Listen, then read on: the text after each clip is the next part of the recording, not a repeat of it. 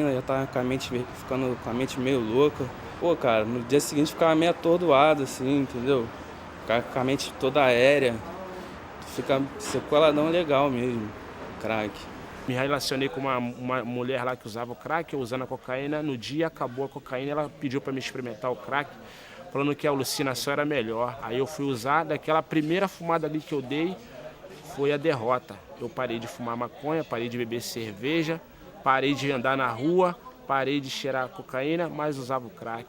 O crack veio, na verdade, para substituir a droga injetável, né? O crack veio como o substitutivo para o injetável. As pessoas pararam de injetar à medida que o crack dava a mesma sensação, muito rápido e com uma capacidade de criar dependência muito grande, né? O oxi também. A heroína é uma dessas drogas que também, já mais antigas, já mais conhecidas, que também tem essa capacidade. Obviamente que não é de uma vez, não é na segunda vez que o camarada usou que ele vai se tornar dependente. Mas a chance dele se tornar dependente daquela droga é milhares de vezes maior do que se ele estiver fumando maconha ou bebendo álcool ou qualquer outra substância. E eu ficava usando aquela droga e eu passava mal, eu ficava, meu Deus, por que eu estou usando isso? Isso está me fazendo tanto mal. Um belo dia, meu nariz começou a escorrer por dentro. Eu fui olhar, meu nariz abriu todo aqui. Sentindo o cheiro de estragado. E eu vi aquilo, que aquilo estava me destruindo. Uma coisa esquisita na minha cabeça, sabe? Eu via que estava me afetando a minha saúde, eu emagrecendo, ficando feia, destruída. As pessoas nem me olhavam mais. Quando olhavam, eu sentia pena. E olha que coisa horrorosa, né? Pena. Ninguém tem que ter pena de ninguém. Eu acho que no caso das drogas fica muito claro que a luta é muito mais de exclusão daqueles que incomodam do que propriamente de cuidar da saúde, porque senão a questão não seria jurídica, seria médica. O efeito da droga, o prejuízo que a droga traz é muito maior e muito pior do que nós temos conhecimento, porque nós temos conhecimento pela mídia, pelos jornais. Nós temos hoje no Brasil, e aqui no estado do Rio, começou relativamente há pouco tempo, o problema do crack. O crack, por seu preço menor e pela capacidade de viciar quase que instantâneo, é uma tragédia que está se abatendo. Nós temos aqui no entorno do tribunal, temos tido problema. Na quinta-feira passada, ao sair da escola, à tarde, tinham 5 menores detidos ali fora que estavam assaltando aqui no entorno do Tribunal de Justiça. Você vê a que ponto que nós chegamos à gravidade da situação das drogas aqui no estado do Rio. E o estado do Rio é simplesmente um reflexo do que acontece em todo o Brasil. Essa é a triste realidade. O que gera realmente a preocupação talvez seja, né, o aspecto da estigmatização dos usuários de drogas ilícitas como dependentes. Isso é uma coisa também muito ruim até para a aplicação de uma política de saúde pública, porque se eles são estigmatizados como criminosos, né, porque essas drogas são ilícitas, fica muito mais difícil você levá-los para um programa de recuperação. Então, quando eles acabam no sistema prisional, então um usuário de crack, um usuário de cocaína ou de maconha pela prática de um delito, né? Porque hoje, como usuário por si só, ele não vai ser preso, mas porque ele entrou numa cadeia furtando, roubando ou mesmo traficando, ele, quando chega no sistema prisional, ele não é visto como dependente. Ele é visto como criminoso. E isso aí é terrível, porque você não consegue, né, ter dentro do sistema uma política de saúde que possa efetivamente resolver o problema que levou aquela pessoa para dentro do cárcere. O que a gente pode fazer em termos de educação, que essa sim talvez seja a forma melhor de tratar, de prevenir. Né? Prevenir, é engraçado que a gente sempre cai na mesma coisa, prevenção cai em educação. Prevenção cai em informação. Né? Prevenção cai na forma de você cada vez mais ir fazendo, com que mais pessoas entendam os riscos, percebam os riscos, conheçam as formas de se tratar quando já envolvidas no problema. Né? É essa a melhor forma, sempre foi. Né? Um povo instruído, um povo educado é um povo menos suscetível a estar doente.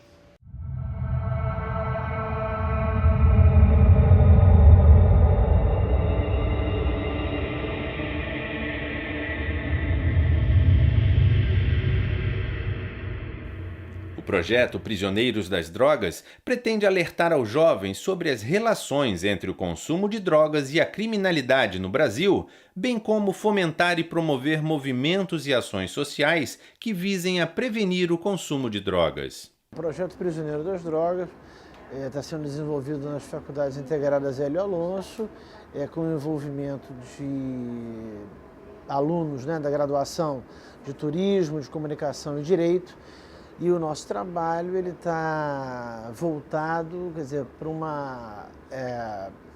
para uma realização de produtos de tiro, enfim, mais imediato, que é o que nós estamos vivendo agora, né, que é a realização do seminário Prisioneiros das Drogas e a inauguração do site www.prisioneirosdasdrogas.org.br. No médio prazo, nós teremos pronta a cartilha que será veiculada nas escolas públicas, né, do Estado e nas escolas particulares, assim como o terceiro setor também será contemplado e será distribuído, né, com apoio da FAPERJ.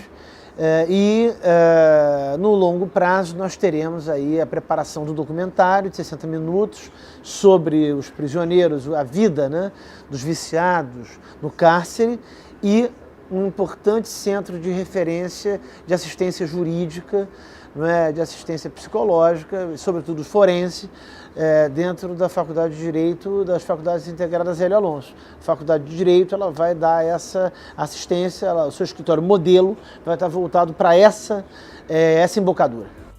O projeto Prisioneiros das Drogas tem como estrutura principal uma pesquisa, baseada em dados obtidos através de depoimentos e entrevistas com uma fatia da sociedade, com dados relacionados a dependentes e familiares que passaram ou estejam inseridos no sistema penitenciário brasileiro, para posterior ação de acompanhamento sanitário e jurídico na busca da solução dos problemas causados pela toxicodependência. A importância do projeto no estado do Rio de Janeiro já foi atestada pela própria FAPERJ ao conceder a bolsa, né, selecionar o projeto, concedendo recursos para o seu desenvolvimento. E sem dúvida alguma, a FAPERJ reconheceu isso, tendo em vista o enorme trabalho que se tem e despesa que o Estado tem também com os usuários de drogas. A droga age diferentemente em cada indivíduo, mas sempre causa danos ao organismo. Seja ela lícita ou ilícita, altera sempre de forma negativa as áreas cerebrais de seus usuários. É com grande prazer que venho apresentar o primeiro resultado do projeto Prisioneiros das Drogas. Este seminário, realizado pelas Faculdades Integradas Hélio Alonso, em parceria com a Fundação Carlos Chagas de Amparo à Pesquisa do Estado do Rio de Janeiro, com o apoio da Emerge e do Núcleo de Assuntos Estratégicos da Polícia Civil do Estado do Rio de Janeiro. O tema do evento, Prisioneiros das Drogas, não poderia ser mais atual no momento em que o país assiste estarrecido ao noticiário de repercussão nacional de dramas vivenciados por pessoas que tiveram familiares vítimas de delitos de diversas naturezas, dolosos e culposos, na maioria das vezes com resultados trágicos, numa demonstração clara de que o crime continua a ser, mais do que nunca, o resultado da exacerbação ilimitada das formas egoísticas de vida em todas as suas nuances, o que é lamentável. Os impactos na dependência química sobre a nossa juventude. Este é o tema central do projeto Prisioneiros das Drogas, que hoje apresenta seu primeiro fruto. Espero que os debates realizados nas mesas deste seminário contribuam para o avanço da discussão sobre a dependência química e a violência no Brasil e possibilitem a construção de elementos para o auxílio do Estado na construção de uma nova sociedade. É uma situação que engendra, que cria, que fabrica prisioneiros. A começar pelo mais evidente, que é o viciado. Aquele que fica sem condições de discernimento para resistir àquela droga que lhe é oferecida. Estamos procurando investigar com seriedade universitária a participação dos jovens nas equipes de pesquisa. É muito importante, são todas pessoas devotadas, empenhadas em procurar soluções para esse problema que parece não ter solução. Esse tema é um tema interessantíssimo e o que nós estamos fazendo aqui hoje talvez seja o despertar do Brasil para a pesquisa do tema. Porque a quantidade de dinheiro que é gasta para enfrentar o tema na ação policial, eu acho correta. Agora, qual é a quantidade do dinheiro que é usado para pesquisar a causa que ela poderia ser enfrentada nas ações preventivas? Ensinar é muito pouco. Nós temos que educar, nós temos que desenvolver pesquisa, nós temos que dar resultados concretos em cima de ações que a gente possa sair do achismo para a realidade. Eu acredito que todos nós aqui usamos drogas. Todos nós tomamos café. Café tem cafeína. Ou usamos chá, que tem tebaína, ou mate, que tem mateína. Todos são estimulantes do sistema nervoso central. Um litro de café tomado de uma vez, um café forte, é capaz de matar uma pessoa. Então, são drogas de uso social, né? Nós costumamos dizer que o nosso cafezinho é a nossa droga estimulante tropical, quer dizer, uma droga típica. No Brasil, a primeira coisa que se faz quando chega uma visita na nossa casa, não, você não vai embora sem tomar um cafezinho comigo. Qual foi o desafio? De fazer um equilíbrio, eu sabia disso, isso ia dar confusão, né? Quer fazer um equilíbrio complexo entre presos, violência de um lado, viciados do outro. Como já foi dito aqui pelo Manuel quando abriu, viciado e vítima. Ele vai lá, colocou, estabeleceu esse paralelo, ele logo abriu a caixa de ferramenta dele. Viciado, vítima e tal. Então, o nosso balanço, que balanço complexo, difícil, né? Uma relação dialética, né? Entre quem sofre ali o problema, quem está ali apenado, e de outro lado, enfim, a máquina repressiva que tem que atuar. Temos aqui policiais, vocês sabem disso, pô. Então, assim, a máquina repressiva, ela precisa também, digamos assim, estar esclarecida disso. As drogas trazem falsas ilusões de bem-estar, mas são traiçoeiras. Na verdade, elas roubam o que você tem de melhor, a sua saúde. Quando já existe a dependência, então, os crimes passam a ser uma das alternativas para a manutenção do vício, trazendo ainda mais problemas aos usuários. Aliás, existe uma mentira muito grande, inclusive, que contam pra gente o tempo todo. Em tal lugar, tal droga é lícita. Você pode usar maconha. Na Holanda, em Amsterdã, em Bruxelas, você pode usar maconha que é lícito. Não é lícito, não, é ilícito.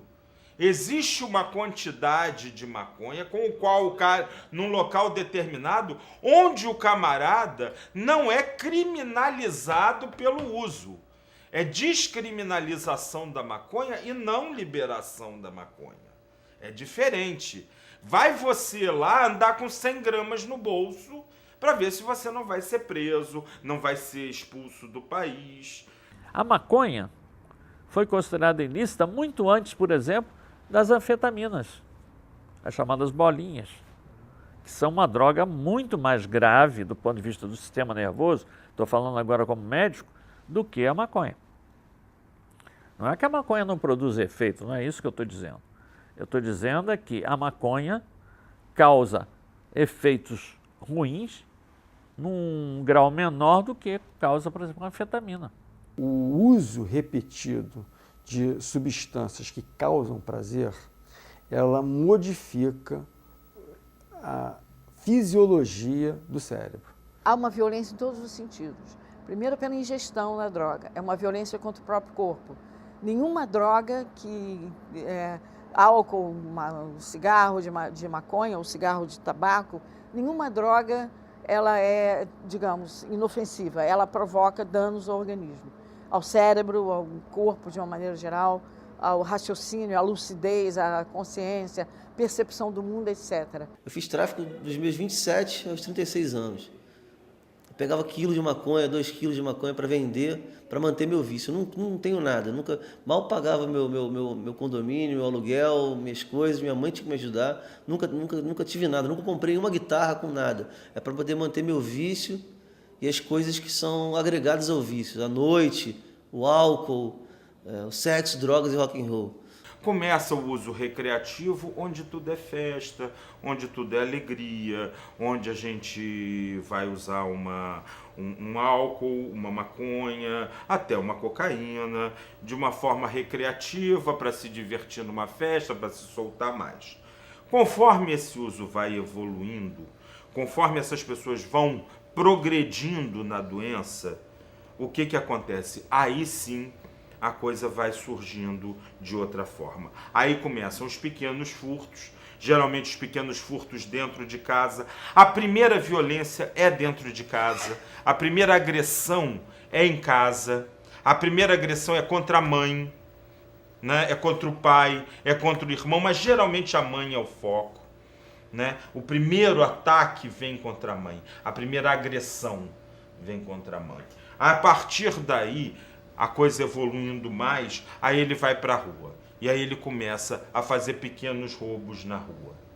No uso, o indivíduo utiliza-se de uma droga, que pode ser lícita ou ilícita, mas ele ainda mantém as condições de plena vontade e de ausência de prejuízos patológicos mentais. Exemplo, vamos pegar um exemplo de droga lícita. O álcool. Quer dizer, todos nós, ou a grande maioria, em ocasiões sociais, em festividades, né, épocas especiais, se utiliza do álcool, usa o álcool. Vai desde uma bebida mais singela, né, como uma cerveja, até uma bebida mais sofisticada, um vodka, né, saquê, mas é bebida alcoólica. Usuário, portanto, são muitos. E nem por isso o indivíduo fica escravo da droga. O dependente é quando ele usando, por condições intrínsecas dele, não é só a droga, porque senão todo mundo que tocasse em álcool ficava dependente, não é a droga em si. É uma reunião de fatores. Por isso que eu estou dizendo que é multidisciplinar. Esse indivíduo pode se tornar dependente de álcool, o que a população vulgarmente chama de alcoólatra. Voltando ao crack, não existe nenhuma diferença. Existem as cracolândias que tem no Jacarezinho, no trilho do trem, e as cracolândias hoje, que são em apartamentos da Zona Sul, que vou falar abertamente, que eu vou falar a verdade. Tem pessoas que alugam apartamentos na Zona Sul, assim, 10, 15 pessoas no Rio de Janeiro, porque isso daí é uma coisa que eu sei, da minha, porque eu fiz parte disso. Aluga apartamento na Zona Sul e transforma numa cracolândia.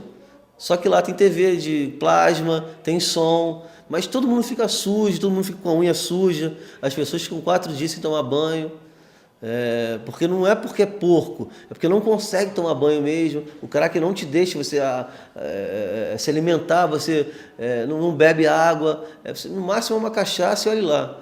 E há 4, 5, 6 dias fumando pedra direto. Aquela lei no artigo 7º já determinava que o Estado, aí eu falo município, Estado e União, investissem em políticas públicas.